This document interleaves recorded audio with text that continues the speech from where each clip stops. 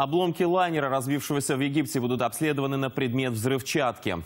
Об этом заявили сегодня в Росавиации. По словам главы ведомства Александра Нерадько, криминалисты проверят, мог ли кто-либо из пассажиров или персонала пронести на борт взрывоопасные или легковоспламеняющиеся вещества. Кроме того, стало известно, что один из черных ящиков воздушного судна полностью расшифрован. Речь идет о прометеическом самописце. Его данные уже изучают эксперты международной комиссии. Глава Росавиации добавил также, что первые выводы о причинах катастрофы станут известны через несколько месяцев. Впереди много работы. Экспертам предстоит собрать из обломков лайнера модель самолета и проанализировать характер всех повреждений.